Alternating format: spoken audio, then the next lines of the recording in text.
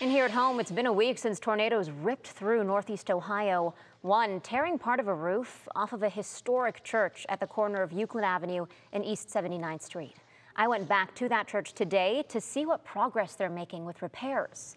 New Life at Calvary Church has been serving Cleveland since 1880, providing hot meals, scholarships, and a place to worship. They now have a temporary roof installed to cover up the gaping hole that was ripped in their old one, but their top floor here still off limits. Luckily, their gym is safe, so they'll continue their services there. But unfortunately, there's no sense of just how long it could take to fix all of this. Right now in our building, we have structural engineers, and so they're assessing the stones, the beams, all of the supports of the church.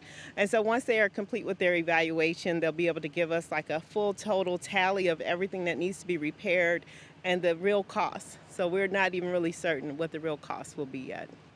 So if you are interested in helping the church, they do have a GoFundMe page, and we will have a link to that up on our website, wkyc.com.